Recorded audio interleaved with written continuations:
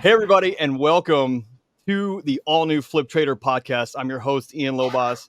And, this is exciting because I'm taking all my podcast experience, knowledge, failures, successes, putting it all into like all chips in on this one, because this one is what I live and breathe this stuff. I love it. So the Flip Trader group, the Flip Trader podcast, is a global high-level real estate investor network and educational community, providing our members with connection, with access to top-tier education and training led by the best in the industry. And my guest today for podcast number one is massively impressive at a very young age. I'm going to give you his quick bio, and then we're going to get rocking and rolling. And if you're listening live inside of our Flip Trader community, you can ask questions, you can get feedback. We're going to have plenty of time for that. So Chandler Saine is a real estate wholesaling expert. And at the age of 24, he founded and operated a wholesale company to $300,000 a month in less than 3 years. Take a second to think about that. 300 grand a month in less than 3 years. Now, with that company successfully running, he's now shifted towards giving back the same systems and processes to help teach real estate wholesalers how to grow their business to $100K a month. As of today, Chandler has helped scale over 100 companies to multiple 6 and 7 figures per year using his Profit Accelerator system. In his free time, he's an avid endurance athlete, adventurer. He loves everything from hiking, cycling, mountain biking, trail running, mountaineering, you name it. Chandler, I'm so excited to jump into this with you today, man. Welcome to the Flip Trader podcast. Thanks for the introduction, Ian. I'm pretty stoked to be here. I love getting to just talk and just chat it up about real estate, business, whatever it is. So I'm excited. Me too, man. I'm so glad that podcasting became a thing, because if you think about it, 10 years ago, you and I would have been having a phone conversation about this versus being able to share this with the world, or we would have made a blog or like a YouTube video. And it wouldn't have been as powerful.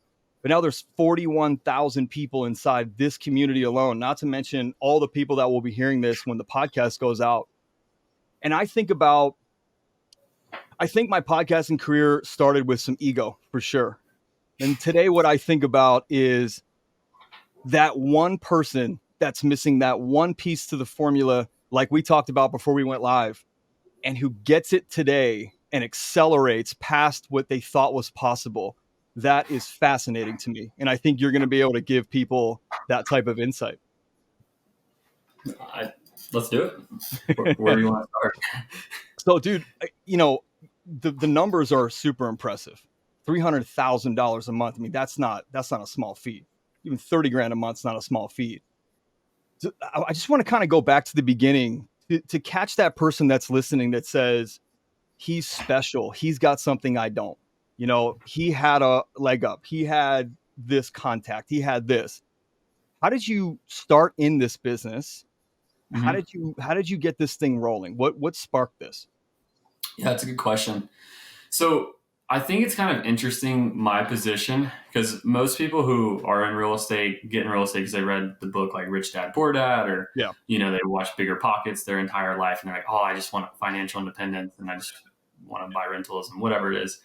For me, honestly, my journey kind of started, I'd really say if I pin back to when my journey started is when I was in high school and through athletics and all that kind of stuff. But for real estate, my journey started when I was going to start my own marketing agency where I was going to do Facebook ads and SEO and all this kind of stuff for blue collar businesses. So I bought a course and I basically was going to just start doing that. So I sent out my first couple campaigns and all that.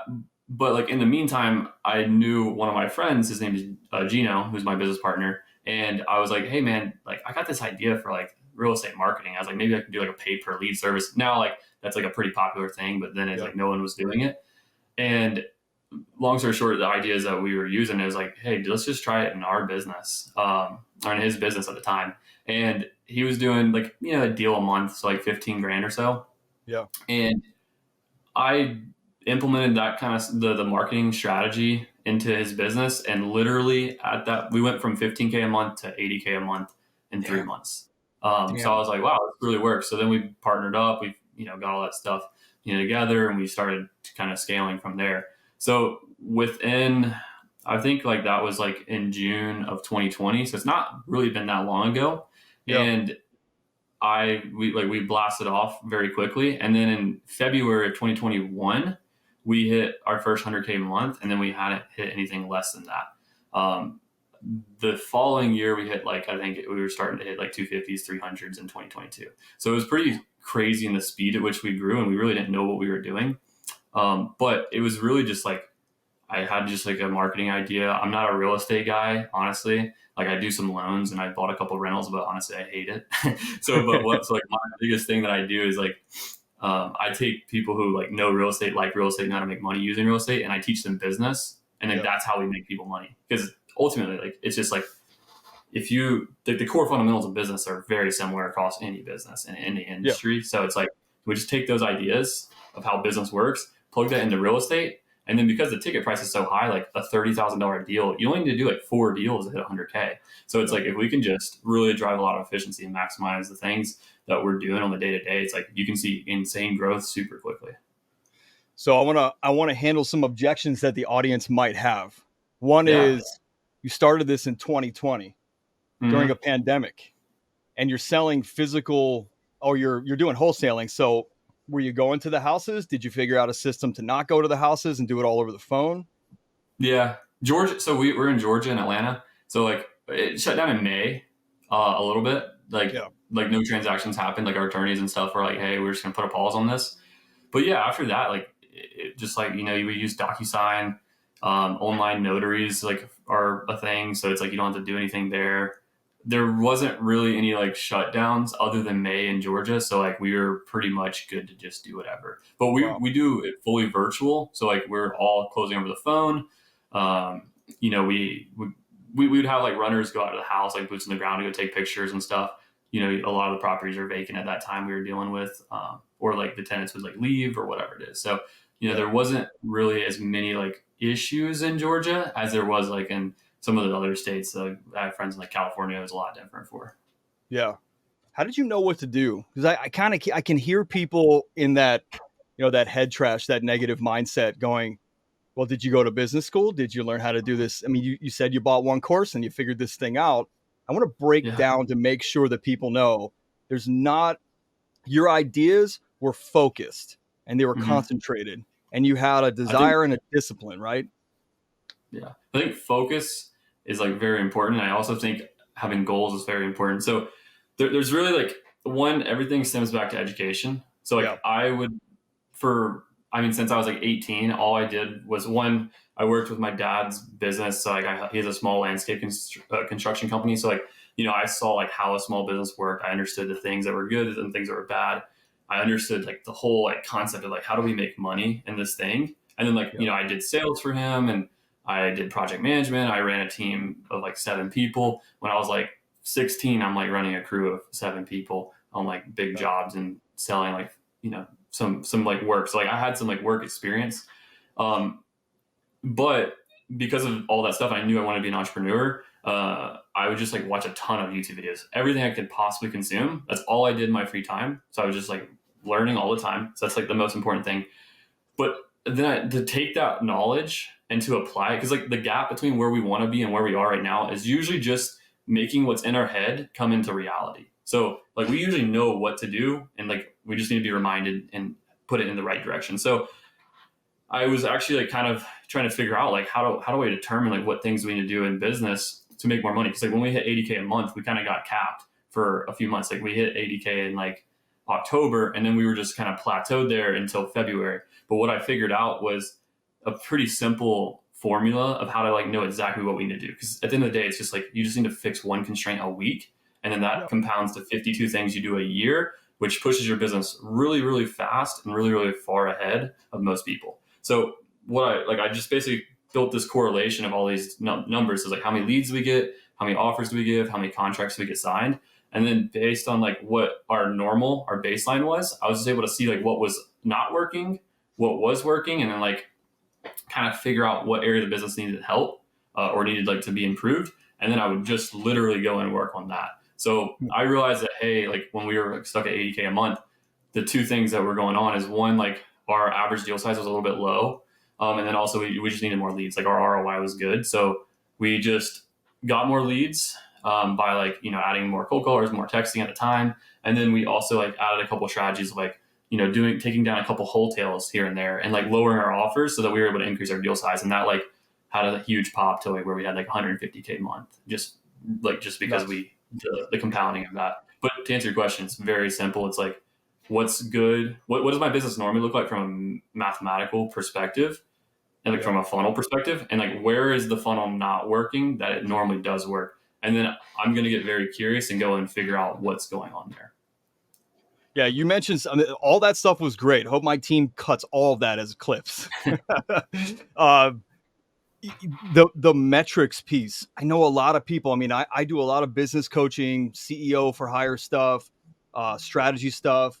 And one of the aspects besides lead generation that I find a lot of business owners don't like or know about are the triage pieces, the fundamentals or the metrics. And what's interesting is it sounds like the same conversation I have in my head that you have in yours. One, I got real curious about how do you triage a business without emotion? Because if Mm-hmm. I don't hit my numbers or my pipeline doesn't look like I want it to, then most people are going to get emotional. And the numbers, those metrics that you're looking at, your pipeline, the amount of texts and calls and the amount of people that you're following up with, they all tell a story that has no emotion involved. It's all scientific. So, Mm-hmm. question there is, what did you do to keep emotion out of it? And did you get emotional at times? And did you have to monitor that? Did you make mistakes when you got emotional? Yeah, there's a really great book called Rigging the Game by I Yeah. think it's Dan Nichols. If you haven't read it, but it's basically talks about like knowing your biases. So like, what side do you lean towards? Like, are you a very emotional person? Like, you get worked up a lot. It's like, okay, when you see a situation, recognize that my bias is to get emotional or to have whatever situation, like whatever response is like normal. For me, it's like to get, it's really to be kind of like more cold and like not really care about emotion and like, Yeah. a little bit more logical. So like I know that like if I'm talking to a salesperson, my reaction to when they don't hit their numbers can't be, well, it's obvious you didn't hit your numbers because you didn't connect to the right amount of people and like you didn't make offers. But I can't talk to them like that. So you have to Right. like remove your biases out of it. So I think it comes with a lot of self awareness. Like therapists talk a lot about like controlling your thoughts, like as they come into your head, recognizing, okay, this is happening to me. I understand, like, because thoughts lead to emotion. So I have this thought, and then this emotion, it happens when I have this thought. So now like when you have this thought or the scenario comes to you, now you recognize, okay, well, this is going to be what happens to my personality, to my emotions, to whatever. So I'm just Yeah. going to like recognize that and then not let it happen because you have control over what's actually coming through your head. So to like really remove emotion, like it gets hard when you're spending like, let's just say you're spending like 50, 60, 70 grand a month on marketing and you're in the middle of the month and you only have $50,000 closed. That gets really easy to become emotional because you're like, well, we're going to lose 50 grand if we don't close anything today.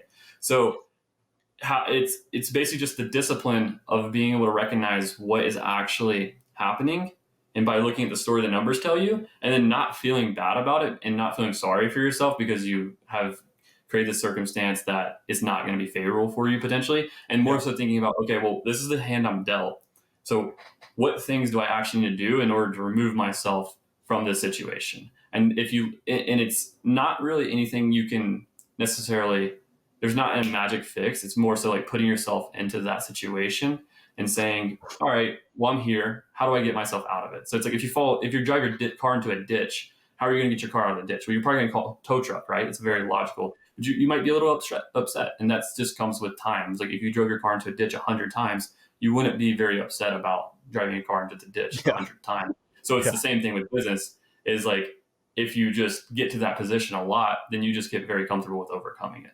And the first time it happens, you're going to get emotional. But Yeah. I think that's, if you feel that and you start to make decisions that don't have any rationale behind them, I just take a walk and I go and think about it, or I call someone. And then as soon as you call someone, you're like, yeah, I'm an idiot. I never should have thought that way or whatever. So, my friends get calls from me and it's like, I'm just freaking out a little bit. And they're like, Yeah. hey, like what? Let's think about this logically here. Dude, for a young guy, how old are you now, by the way? 24. I'll be 25 in Oh, you're January. So 24 now? Yeah, 24 now. Shit, man. Dude, it's you have an amazing amount of awareness for a 24-year-old. You know, what you talked about just then was, discipline, surrender, and being repetitive, like time on task. And I think that's something that a lot of people don't realize is you're going to, I talk to people all the time that say, I want to start a podcast. And I go, cool, just be okay with the first one being absolute crap. It's going to suck. You're going to start this business and it's going to suck. You're going to hate life. You're going to question yourself. It's all about how you dig in and that level of awareness that you have in yourself to say, okay, hang on, let me separate these emotions from the evidence or the reality of what's going on here, because my emotions are driven by trauma, my emotions are driven by something in the past. Mm-hmm. And at your age, man, and I know a lot of younger guys don't like to be associated with their age, like, oh, you're doing well for your age. You're doing well, period, dude. I don't care if you were 45 or 21, like you're doing real well. And time on task in the business is different than time on task in life. And the level of experiences that I have at 40 versus that you have at 24, I just have 16 years on you. You know what I mean? Of time to get into things and mess things up and spend time on things and obsess over things. How did you gain that level of awareness on yourself, not just in business to understand how to triage and understand the numbers, but like, dude, you have a massive amount of self-awareness. How did you build that? Yeah. So I look at every situation as like a experiment almost. So like there's like scientific theories like hypothesis and like outcome and like then you like review. I don't actually know the hypothesis, the scientific theory. Yeah. I dropped out of school, so I didn't make it that far. But so basically every situation I have, and like I think I spend probably like 3 hours a day where I just like don't listen to music. I just am bored. But what I do is I just think and reflect on everything. And I'm blessed enough to have some friends around me who are very much similar. So like we'll just like talk about circumstances. So like, okay, let's say that we didn't. Let's just say you bring it down to a micro example. You didn't close this seller on the phone. Well, I'm gonna like listen to that call, and I'm really gonna think hard about every single thing that could have gone wrong, and then just like break it down. Like what could like there might be 10 things that could have changed the course of the call to affect the outcome. Mm-hmm. And then I'm gonna kind of like rank them in my head of like, okay, well, this is probably the most important one. If I would have done that, I definitely would have done it. And then the other ones, like not so much, because if I would have done this one, it would have moved all the rest of them out of the way. So it just like really comes from like flexing that muscle of thinking about what all is going on. And I really learned that whenever I wrestled in high school and college, because I wanted, so for me, like my story was like, I started wrestling my freshman year in high school, and I wanted to become a state champion wrestler. And I was really blessed to have like an amazing coach in high school who basically sat down with me, mapped out the exact game plan I needed to execute over the next 4 years in order to achieve that. And one of the things he said was that I need to literally watch every single match I ever do. And I need to look at what I do really, really well. And I look at what I did really, really wrong. Even if I won, it doesn't matter. Just remove the outcome. Just look at the process. And so what I did is I watched over the years. I mean, I think I watched 250 matches, and I probably watched them 10 times each. And I would break down every single like micro minute. I would find out what things I did really good and what things I did really bad. So I'd double down the things I did good. Be like, that's my strengths naturally. And then the things I did bad, I would go and watch other people. Like maybe it's like get in a position I lose. So I would go and watch other people on this. It was like a YouTube for wrestling called Flow Wrestling, and it's like $10 a month. So I paid for that, and I would just go watch all the best wrestlers in the nation get in that position, and then I would just like rewind, and then I would like mentally visualize exactly what they're doing, and then I would just go and execute the next day in practice. Like I would tell my practice partner, "Hey, put me in this situation. Yeah. I want to practice getting out of it and see what it feels like," and then it would work. And so once you do that every time. My senior year, I went 58-1 and only lost one match to a 4-time state champ, and I ended up winning state.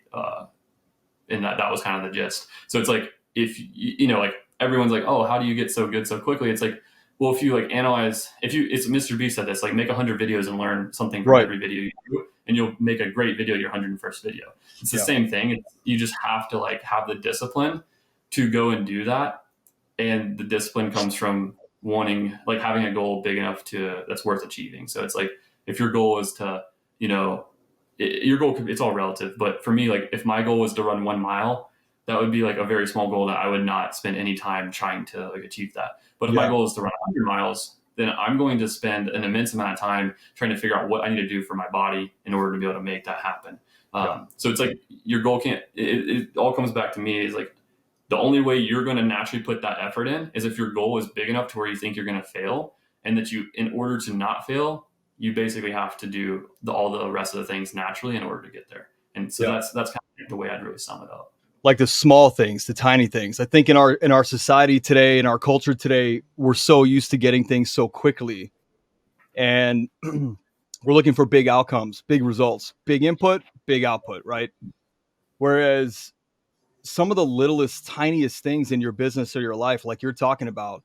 And it's funny, I was thinking about Mr. Beast because I've watched every single bio, anything you can find on him. I've watched it. I absolutely love what he's doing.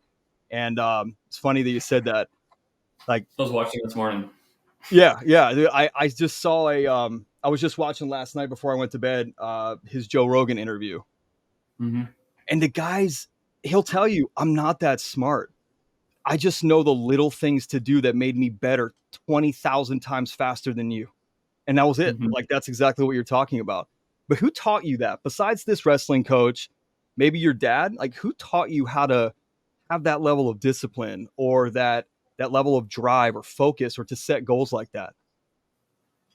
Um, I honestly like think think that some of it was just like my natural intuition Yeah. of because so my wrestling coach would always tell, like, this is like when I really started like kind of put it all together. My wrestling coach would always tell me that, hey, set goals, know what you want to achieve, and then like be disciplined in achieving them, and like look at it every day. It's gonna make you better.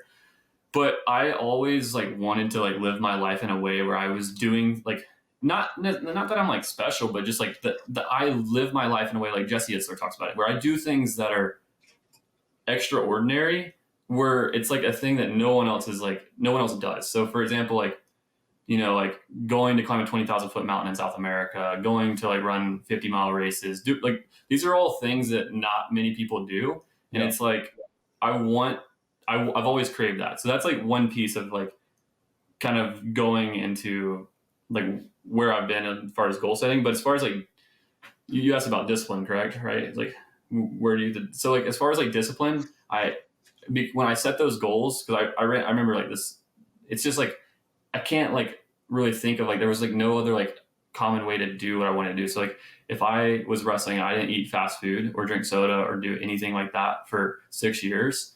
And that's just because I thought that when someone, and this is like because someone told me not to do it that I respected, I literally just didn't do it. So it's like, okay, well, I'm not allowed to eat fast food for 6 years.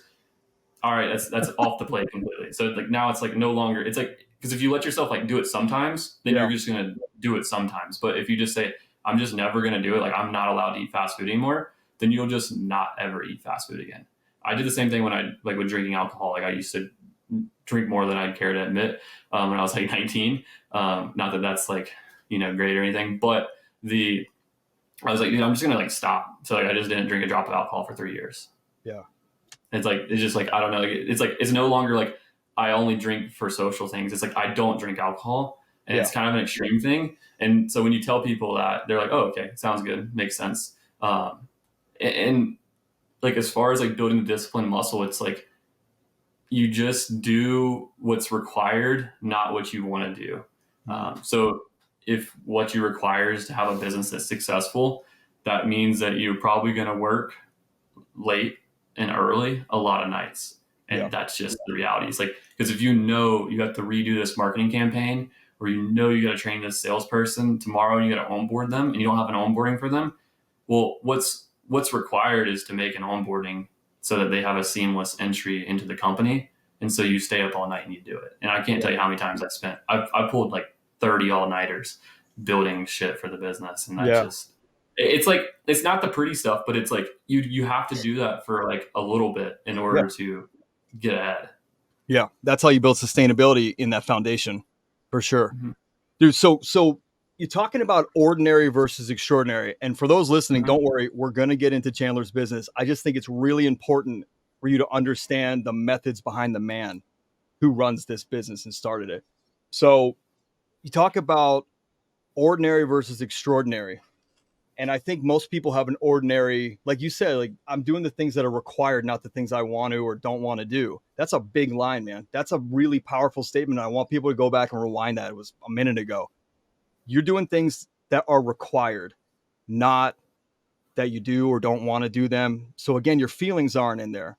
You have a Mm-hmm. goal and there's no compromise. Not that you're not flexible. There's just no compromise. It's unconditional. There's no conditions like, well, I do it, but I'll go for that, but, and then you start to build this habit of buts Mm-hmm. and Yeah, excuses and conditions that you put on these goals.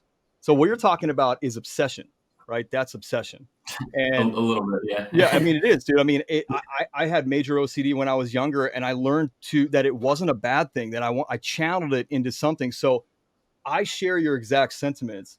When I say I don't, I just don't.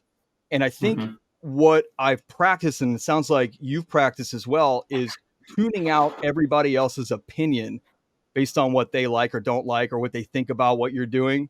So if I say I'm not drinking alcohol, I don't drink alcohol and I don't have to give you a reason.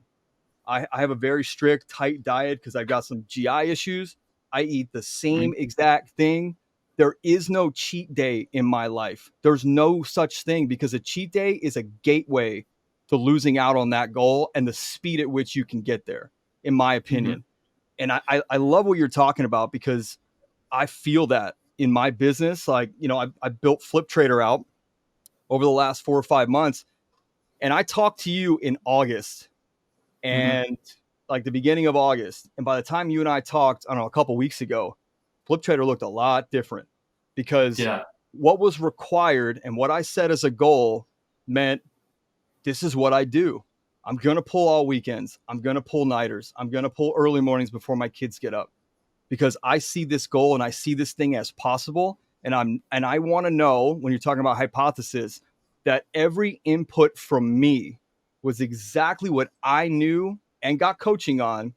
I knew that those inputs would get me to a certain result. And I didn't want to be the guy standing there going, I mean, I don't have the result. I also didn't really play as full out as possible. I kind of played not to Yeah. lose, kind of didn't play to win, right? That's like one thing that came to my head too when you asked about discipline is like what my parents instilled in me from a really young age, which is I think a great trait. Is like they're like, if you're gonna do it, don't like half do it, like just do it. Right. And that was from baseball, that was from whatever sports. I remember like specific, like there's all kinds of different like things. Anything in life is like if you're gonna do it, like and it's Go for worth you even spending time, like just actually do it. Because it. Yeah. if you don't, like, because the question they would always ask me is like two questions that my parents always ask me after any game: did you leave it all on the field? Which is such like a basic question, but it's like a yes or a no. If you kind of say, I don't know, then like you didn't. And so that was never an acceptable answer. And the other thing was, did you learn anything today at school? And like, I think like those two questions, I hated hearing them because I'm like, you ask me these all the time, but they conditioned me to think a certain way to where, did you learn anything? Even though like my answer was always like BS and I never really like had a good, like, did you learn anything at school today? Cause I hated school. But that's how I perceive everything. It's a Yeah. learning experience. And then also it's like, do everything to the best of your ability. And because I think you should be able to take pride in your name. Like if someone like says like my name, like I don't want them to think, oh, that guy's like lazy. That guy doesn't keep his word. He, doesn't perform well. He's kind Yeah. of like half in, half out. Like you don't want those things to be associated with your name. It's like your brand, but it's just like more at a micro level of like who you come in contact with. And I think that if you uphold a very high standard for it, Tony Robbins talked about it, the higher you hold your standard to, the higher your quality of your life is going to be, because whatever Yeah. standard you let people fall to is going to be what standard that you get. So, Yeah, dude, you are beyond your years, bro. You are the stuff that you're spitting is so tight. And you want to know something? It's not ego. Like I've never really sensed an ego from you. Like, yeah, look, this is me. Look at me. I'm amazing. Like I've never gotten that from you. I really appreciate. Just want to acknowledge you for the level of authenticity that you got as well. And it's not a kiss ass statement. That's just appreciate that's just somebody that's taken a lot longer than you to find my authentic self. I really just want to recognize that I believe you are aligned with that authentic you. and there's not an Mhm. ego in what you have to say. And I really, I think all the little things that you're talking about, because I do that with my kids, and my daughter's 7, my son is 3, and my daughter knows every day. I'm not going to say how was school. I already know how school was. She doesn't like school because I didn't like school, and she's my clone, right? She loves her school, but she doesn't like all the little stuff. And what she tells me is, I failed at this today, Dad. I got that from Sarah Blakely from Spanx. Her dad every day at dinner would say, "What did you fail at today? Because the more you fail, the more you'll succeed." And so when she started Spanx, she knew that she had to get in action fast and start racking up failures. There's a podcast called How I Built This, way like 2016. Sarah It's a Blakely's great on podcast. there. Yeah. And she talks about, for like 15 minutes, how she catalogs failures to know that she's moving forward towards success. And did you leave it all out on the field? I had a swimming coach when I was younger who would say, all the way to the wall, all the way to the wall. And I tell my daughter that today, like when she does something or she cleans her room halfway or she gets her homework done and then runs off. I say, look, I appreciate the fact that your mind is on other things and you're thinking about all kinds of things, but our philosophy here is all the way to the wall, which is the same as what you're saying. You leave it all in the field. And so if our coach, I swam for a very competitive team that had a lot of Olympic athletes, he had a radar gun.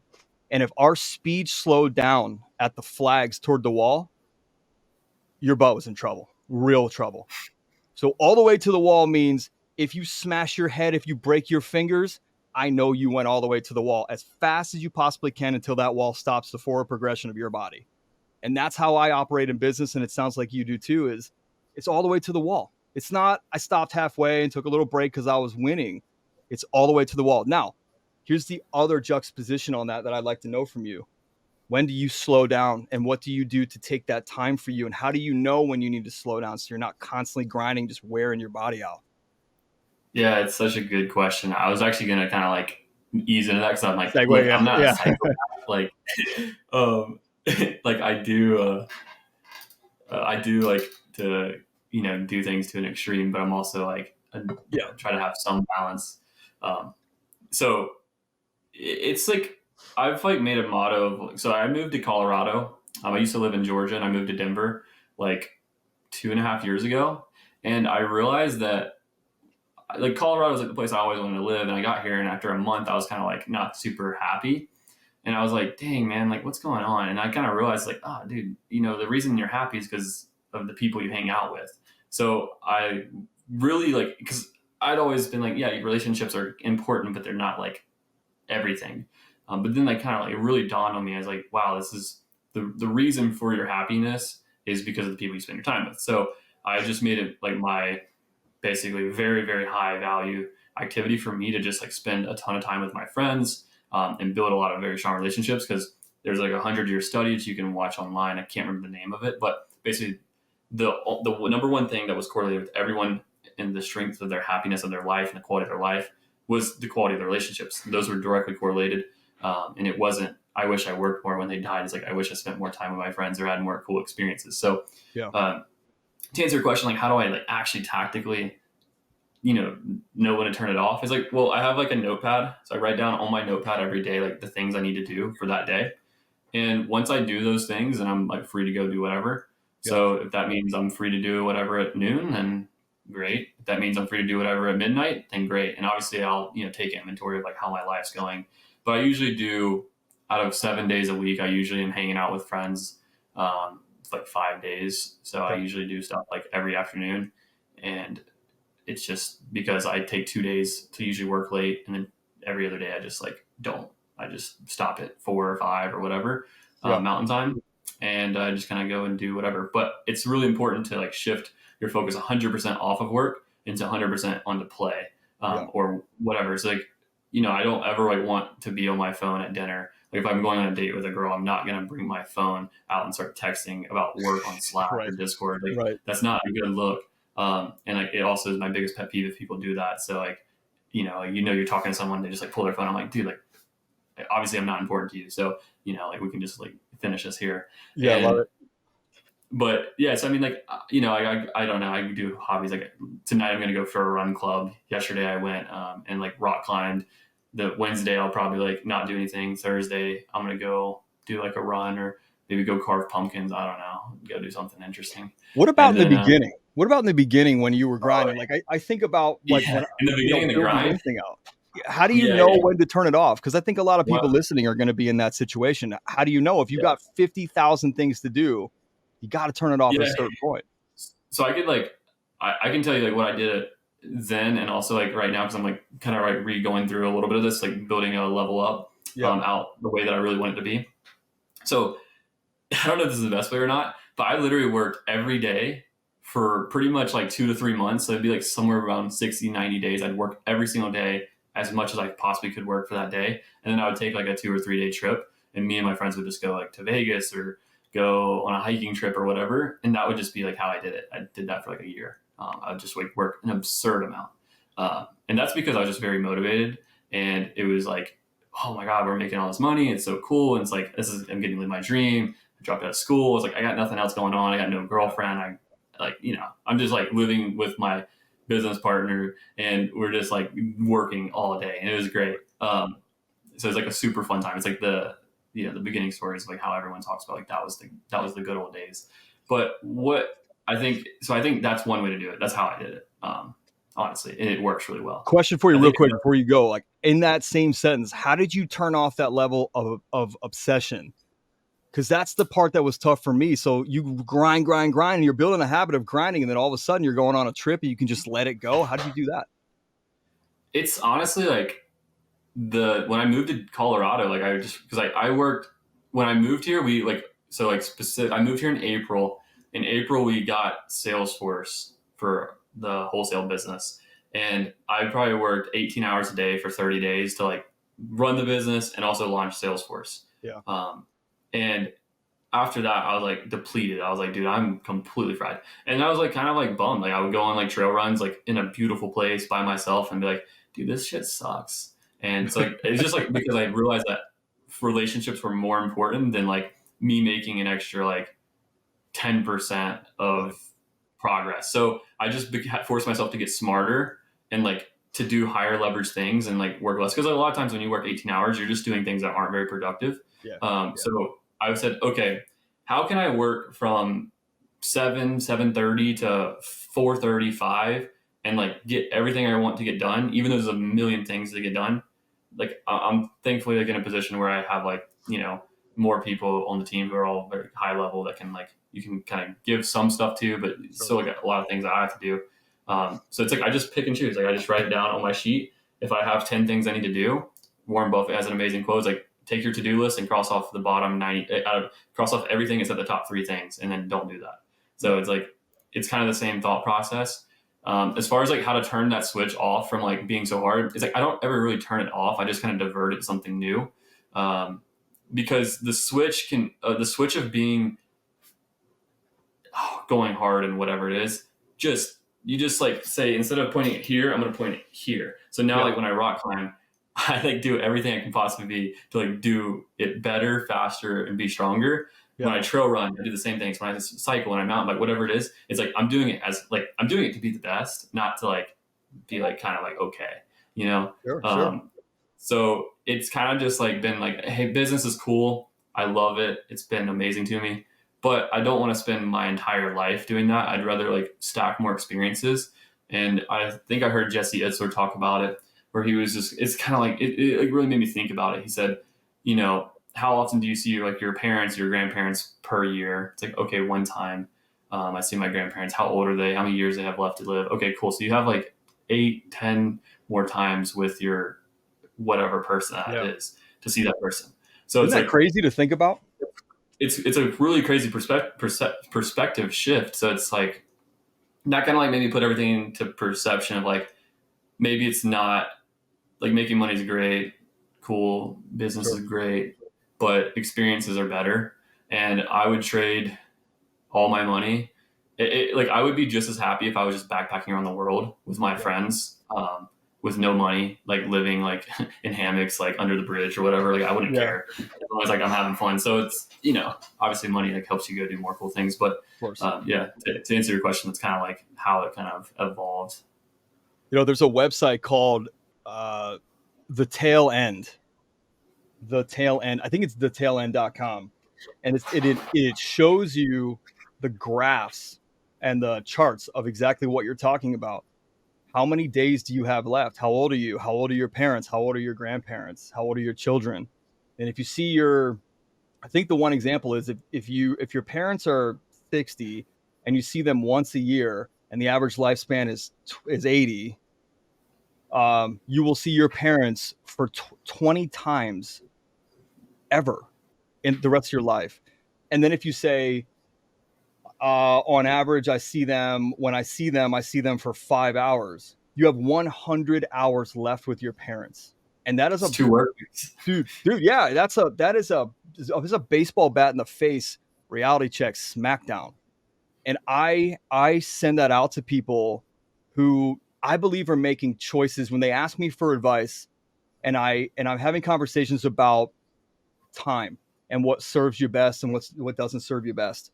I'll send that out to them and say, just get that perspective. It's not to scare you now, it's to show you what regrets and pain you'll feel in the future. Mm-hmm. Because if you don't do this now, you can't buy that shit back. You cannot buy that time back. I don't care how much is in your bank account. And no matter where you go in the world, you will think about that. Unless you just completely, checked out, sociopath, whatever, like you don't care, you're going to think about it and it's going to wear on you. And I tell you what, man, one of the best examples. Do you ever watch the movie The Irishman?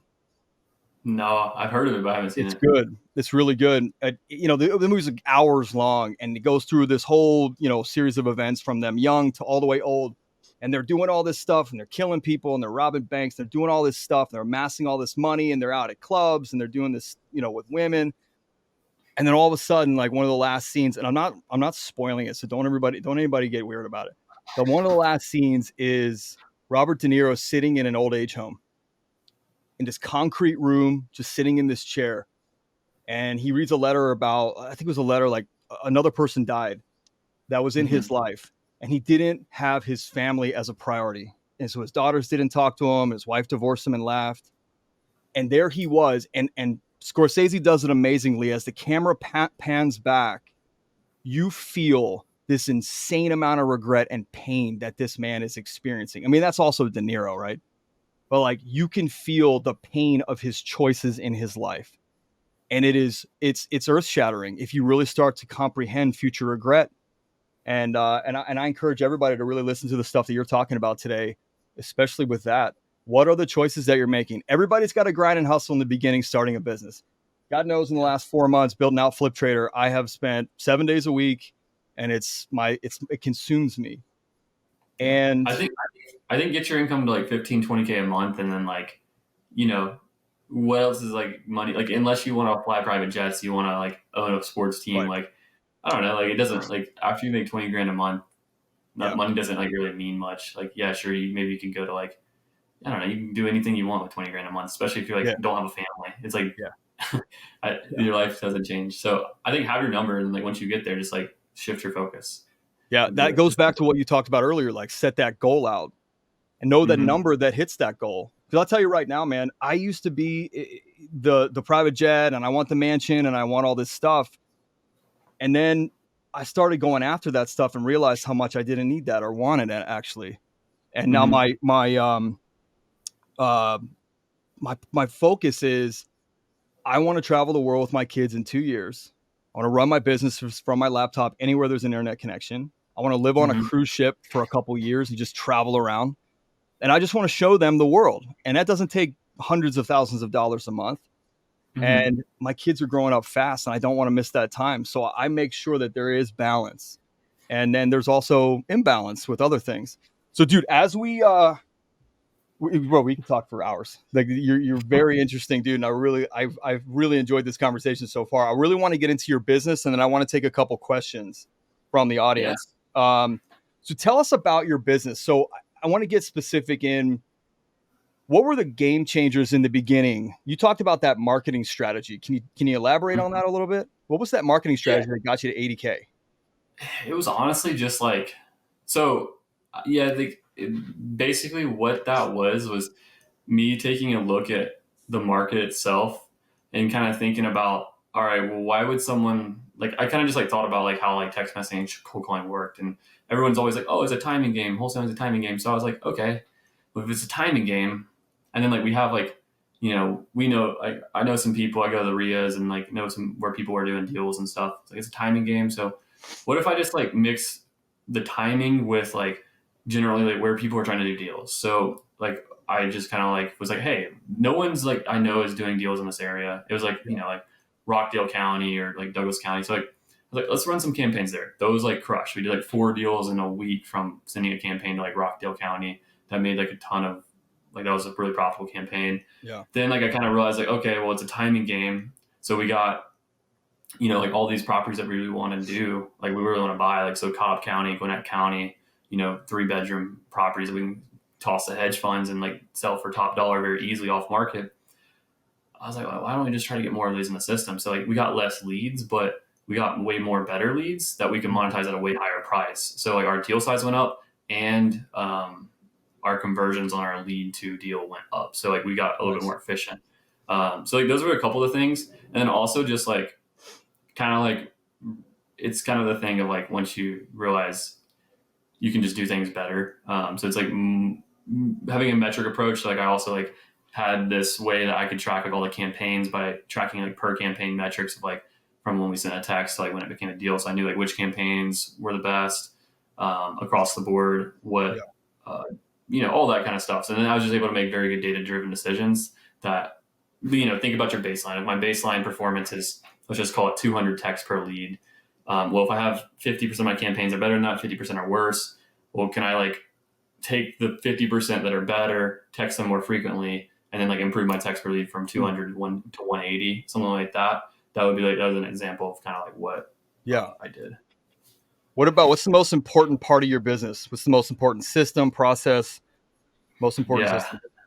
Acquisitions. If you don't have like that's the lifeblood of this business is sales and acquisitions. Like marketing is important, but it's really like I'll tell you like firsthand, like from building a marketing business, a marketing department for like digital marketing with like a coaching business. It's way more nuanced and way more challenging, and like marketing is much more pivotal in that business than it is in a wholesale business. Because at the end of the day, in the wholesale business, it's kind of like, hey, get someone who's interested in coming in to sell their house, and then like talk to them, and then give them an offer, and then like solve their problem, right? So that's kind of the gist. So again, I've seen hundreds of businesses over the time. I think like because we had a call center too. I've probably worked and seen the inner workings of like over 250 wholesale businesses at this point. Everyone's marketing is the same. What's different is the sales, and it's the sales process. So like we create a very simplified sales process that's repeatable, because about 80 to 85% of all of your call, like if you have a call, 80% of it should be exactly the same. You should know exactly what's going to be said. And the other bits of it is like freestyle advanced stuff. That's like, hey, the fundamentals are the same. So it's like the way that we overcome objections is going to be the exact same way every single time. And if you don't have that process, then it's hard to really understand, is the sales call good or is it bad? Because if you just have a call that's like, hey, like, tell me like, why are you interested in selling, blah, blah, blah. And then it just kind of goes down this path of like, who knows where you're going to end up. It's hard to like coach on that because there's so many things that are wrong and there's so many things that you could do differently. But if you have a process that's repeatable, you're like, okay, well, you didn't follow the process. So we know that the process works. So like, that's probably the issue. It's like, if you just follow the process and like you do better. Then once they follow the process perfectly, it's about these advanced questioning strategies. So like, okay, can you like get the seller to confront their situation and actually like make a decision? So it's asking an impact question about something and not letting just like some smoke screen stop you, but actually say, hey, I need to think about it. Okay, well, like you need to think about it. Like, I know you said that this is important to you, so blah, blah, blah. And like just kind of like going around it and like looping, whatever, all kinds of advanced different stuff. So that's like the most important piece in like a sales training. So for example, like why I know it's the most important piece is because we hired a sales director. This is when we were doing about 250K a month. We hired a sales director, and our close rate went from 20% to 8% immediately. Just like as soon as we hired that guy, because of the quality at which the team was trained and the standard that they are held to. So, and what that does to your business is it cuts your business in half. Yeah. So you are making 50% profit margins and your close rate cuts in half and your business cuts in half. What do you think happens to your profit? It obviously all goes to zero. So that was like a really bad 3 months, or you don't want to like have to deal with that. So if you can keep acquisitions consistent and stable, then you're going to see a lot more fruitfulness on the back end. Another piece of that too is like when you outsource acquisitions, it's very challenging. And that's where most people get stuck at like 50K a month because they can't get someone else to come in and be an acquisition manager. And that's either one because them as the entrepreneur don't know how to hire and train someone really well because they've never done that before. It's a new skill. Or they don't know how to manage them, which is kind of like ongoing training. And or they don't have a process. So it's like those three things. So they're not good at hiring, they're not good at managing, or they don't have a process. Yeah. And so if you don't have those three things, you're for sure not going to be able to outsource that position. And then once you build a team of like 3, 4, or 5 acquisitions people, you have all kinds of different problems of like dealing with comping and making sure Yeah. deals are actually deals and all that kind of sort of stuff. But those are like that would be the main most important thing that you could do in your business is be really, really, really good at sales. What's your business structure look like now? So we have a marketing director. So we have like directors about all the different departments. Yep. So marketing, lead management, acquisitions, dispo, and then we have like a TC person who's one TC. She's like an assistant. Basically, that's how it's set up. We have 2 dispo people who run the dispo team, and then we have 2 dispo assistants. So they kind of like our lead managers for dispo. So they handle like we list everything on the MLS. So they kind of are like listing agents, but they're internal. So we have like people who like the assistants like market the property out, and then they get people to the show like to showings, and then our dispo team negotiates and like signs contracts on the back end. Acquisitions, we have 4 acquisition guys, and then like one's like a team lead, so that team runs. Then we have lead management. We have 7 lead managers and 1 team lead, kind of like a director position. And then we have marketing, which we have texting, cold calling, TV ads, and then direct mail. Those are like the main 4 channels that we use right now. Love it. So I want to get to questions before we wrap in like 7 minutes. Let me throw some questions at you. By the way, for any of you watching, we've had a ton of people watching. The best part is if you didn't get everything you need now, Chandler's back on Thursday, and he's our group expert on wholesaling. So you got him for good. You got him in here, and you're going to be a lot more active in the group, right, Chandler? You'll be talking to people, answering questions, private message Chandler, whatever you need, you got it. And before we wrap, Chandler's going to talk about how to work with him at an even higher level if you want. So let me give you these questions real quick, and we'll pop through those. Sure. So Damon's asking, if you have trouble selling a deal, what, if any, incentives do you offer buyers? Yeah. I'm assuming that I'm just going to assume these are all like off market deals. Yep. If that's the case, then you just need so it takes us 7 or 11 walkthroughs and 7 final offers to like sell a deal right now, is like what our numbers are. So one is likely you don't have enough volume. So that's the first place I'd start. Is you probably need to get more volume of actual people coming to be interested in buying the house, so you get more feedback. Yeah. But I always like just ask people like why they aren't interested or why they're at the price they're at. And it's when flippers a little bit different, but if they're just like not wanting to buy it, then like just go on to the next person. That's why you just need to get more people out. There's nothing you can do to convince someone to buy an investment that they feel is bad for their investment thesis. So that's why you just have to figure out what's wrong with it for their thesis, and then like see if you can overcome that objection. If not, just find someone else. Got it. Smart. Next question: how do you answer potential end buyers who push back on your ARV or your repair costs? Well, if you have everyone pushing back on your ARVs, your repair costs, it's wrong. So like you should probably like look at that. But if it's just like one person, then just like it's like I see someone else down below like said like with comps, it's like it's just like hey, I have these 3 comps, and this is like why I feel the way that I do. Like, what were you seeing that I'm not seeing? Like, where's our disconnect? And then we figure out how we can bridge the gap together. And if they're just like completely off, it's like they might just be like being a little bit conservative because of rates or because of the back end sales. So like you may be better understand their situation.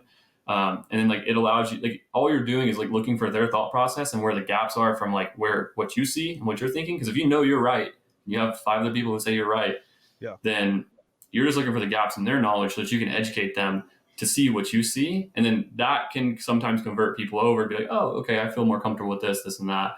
But most of the time, like if people are pushing back into ARV, like I said, if it's everyone, it's probably wrong. You should definitely take a look at that. If it's if it's just one person, again, it's volume. You just need more people to go see the house. Yeah, that's a good. That's smart. Plus, you do have to.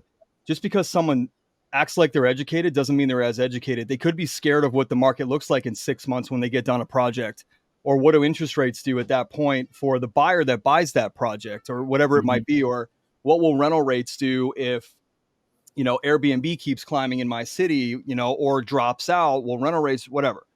So those are things that I think you've got to be educated on to be able to educate a potential buyer who is educated to a certain point, but maybe they're just walking their path. So, okay. Yeah.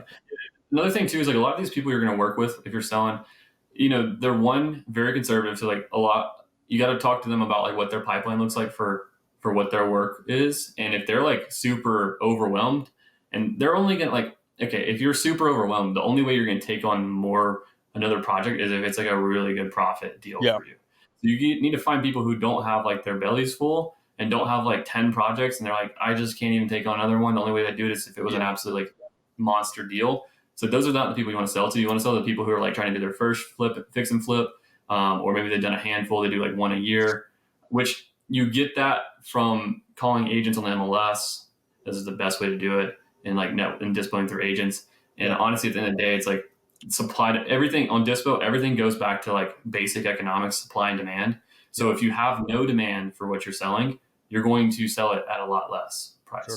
If you have lots of demand for what you're selling, you're going to sell it at a much higher price. And I will tell you firsthand that we have sold properties where we had it's all about pricing. So when we sell it on MLS, it's a little bit different than if you sell it off market, but because you don't have as much control over the actual demand because it's based on pricing. But in long story short, we price a property at, let's just say it's worth $250. If we price it at $270, we're going to have no demand. If we price it at $245, we're going to have tons of demand, and then we're going to be able to talk them up to $260. But if we price it at $270, likely what happens is we sell it at $250, $240, something like that, because it just goes stale and no one wants the deal. And then you have one person who comes in, they're like, I don't really want it. I'll take you're it. Desperate. You have commission breath, you're desperate. So it's like you want options. And that's why I say 11 walkthroughs, 7 offers, because that's how we sell our deals for the most money. 11 walkthroughs, 7 offers. Okay, last question. If you want to get started in wholesaling with little to no experience, where's the first place you begin? Yeah, I think that's you have no experience at all. Well, let's say that this person has a lot of real estate sales experience, just no experience in wholesaling. Well, if you have a lot, like I guess that would be like a real estate agent. I think everyone needs a cold call to their first deal. And unless you've been an acquisition manager for someone else and your close rate's good and you already know how to close and talk to sellers, and that we have a couple people like that who joined the program. And like one guy, Devin, joined 4 months ago and literally like hit $156,000 a month just because all he needed was like the systems and marketing because he knew how to close deals already. So if you have that skill, it's just like plug in systems that work to get you leads and then like make deals happen, like get yourself on the phone basically and make deals happen. If you don't have if you don't have acquisitions experience, even if you do have sales experience, in my opinion, you could be selling tech, you could be selling whatever. Every sales type is a little bit different because it's like this is very B2C, very emotional driven. You're not going to be like telling someone about like how this works logically. You're not going to sell someone like that. So you need to cold call your first deal. And that's going to be just like go to PropStream, get a list, skip trace it, or go to Kind skip tracing, whatever, get a dialer like ready mode. Watch every single YouTube video you possibly can. I'll drop one in the chat because I just posted one that talks about like my strategy much more in depth of like what I recommend. Like I talked to this one kid who was 19 at one of my friend's meetups, and 3 months later he texted me he got a deal from doing this. So it works. Obviously, there's a lot of gaps you need to fill in, but I'll get it and send it in the chat. Yeah, you can drop it anytime. But if you don't start calling people, you're never going to get better. So you have to just talk to sellers as much as possible. That's why you want a cold call, because it gets you reps, and then you can start giving, and then give offers to literally every single person who says, I want to sell my house. And most of those people will not be motivated. They'll just tell you to screw off. But then when the person who does say that they actually like have a reason to sell and they entertain your offer. You actually know how to talk to them and you've Yeah. had this conversation before. So it's the number of, you need to get to 100 offers basically as Reps. fast as possible. Yeah, it's reps. And that's just by cold calling.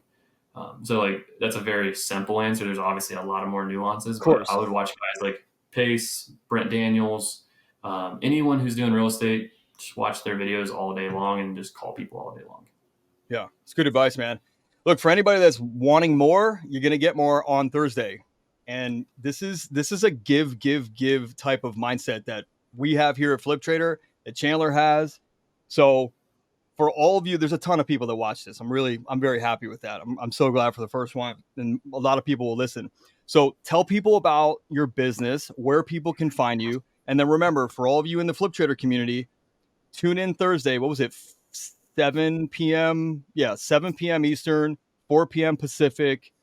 And Chandler is going to be live with you, without me, running you through how to do this. And I don't care if you are brand new, like Bill was saying, how do you even get started? Chandler's going to walk you through that. And I don't care if you're doing 100 deals a year, Chandler's going to help you get to 250 deals a year.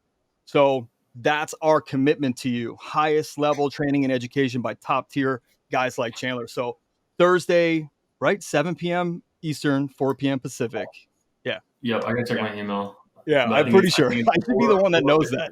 3 or 4 Yeah. It's something like Pacific, that. but it'll be in the group, I'm sure. So like, just look in the group and like make Yeah. sure if that you're somebody ready. if somebody wants you right now, they're like, dude, you dropped a shit ton of knowledge, like I need you now, where do they go find you? And then what do you have for Flip Trader? Because remember, guys, Flip Trader members get exclusivity with our group experts. So where can people find you, and what can they do to get connected? Yeah, basically the best thing you can do is I like respond to people on my Instagram. So if you have questions, my Instagram is just at Chandler Saine. So it's just first and last. I have a unique name. So I have Chandler Saine at Gmail, Chandler Saine on Instagram, on YouTube, on everything. So like if you just look my name up, I'll come up. I'm like the only person with that name. Perfect. So pretty straightforward to find. Hit me up on IG. It's Instagram in case I'm too young for all the you're saying IG. Yeah. But yeah, just hit me up there. I'll reply in a couple of days usually. If you like want to like get connected and find out more like how to work with us, just like you can go to leveluprei.net and there should be an application link there. Otherwise, just like message me and I can get you connected with whoever or answer your questions or have resources. I also post a lot of free stuff on YouTube. Where I go deep into exactly how we solve people's problems, just without like the support ecosystem we have in our community. So if you go there, you'll guaranteed learn a lot, and I hope that information makes you a lot of money. It should. It's exactly what it's a lot of what we teach, just without support. So what's the end goal as we wrap this? What's the end goal, man? Are you looking at, we kind of talked about it, like you only need so much money. Is it build out a ton of companies? Is it help a ton of people do this? Is it make $1 million a month? What's your big goal here for, like, let's say by the time you're freaking 30, what do you want to be? What do you want to be doing? Honestly, I think when I'm 30, I'll probably like exited some companies and like probably, I mean, I imagine I'll probably be worth like 30, 50 million would be kind of my thought when I'm 30. When I'm 30, I'd probably be doing something that's like a super passion project. Yeah. So like my thought right now is like an events business, like where I put on like crazy like endurance events, because I do it with all my friends. And I'm like, dude, like it would be so fun if we just like, built a like a run club and like, went and did like stupid adventures that were like way too long for most people to do, but we could like talk like another 50 people into paying us to come do it. And then like, I don't know, I think like clothing brand, like I've always thought about having that. It's like all that kind of stuff just would be like fun to do with my friends. So I'd probably like start a business with my buddies that didn't really care how much money it made as long as it didn't lose a ton of money. And we just like do that. So that's probably like my plan. But for like the short term, like I want to start buying businesses that are like around $1 million EBITDA, and then take them. So basically, what I'm doing right now is I'm building a machine of how to like build businesses to $1 million top line a year, $2 million top line a year, and then just take the skills that we've used from doing that, and then elevate that team into doing the same thing, but for a couple $1 million business, taking on 5, 10, 15, whatever. So that's kind of the thought process there. So I think like for I think I want a business that does $1 million a month, and I think that would be cool. So just to know what that feels like, just to know what that is. So, all right, man, we got to wrap. Thank you so much for your time, brother. Really appreciate your knowledge, your time, the level of vulnerability and awareness that you have is awesome. I'm really looking forward to building this relationship out and like seeing where it goes. Sky's yes, the limit. sir. No limit, I'm actually. There's no excited. limit. The sky is pretty far up there, so that's a Yeah. pretty big limit. Yeah. No limit. There's no limit here. Technically, what is the sky? Because like it's just gas. I mean, I don't know. Eventually, True. you just kind of like go space. True. But all right, guys, I appreciate y'all's time, and I will Yeah, see dude. you guys Thursday. Yeah. So everybody listening, if you're listening on the podcast, you need to go join the group right now because you get this live inside that inside of our Flip Trader community. Like Chandler said, on Thursday, he's back this Thursday. Podcast on Tuesday. The group experts back on Thursday to train you live. And Chandler's got a whole system, a whole like setup for you. And you'll get to answer questions or ask questions. You'll get feedback. You'll bring your stuff, bring your most challenging questions, throw them at them. If you haven't yet, dropped a comment or a question in here, let's rock and roll. We are here and committed to giving you everything and anything that you need to level up that life and business. And it's exciting because this is the first one, and this one's good, man. Now we set a pretty high benchmark. So if you haven't yet been active in the community, get your butt in the community. Get signed up for the Thursday training. We love and we appreciate you, and we'll catch you on the next podcast. Peace.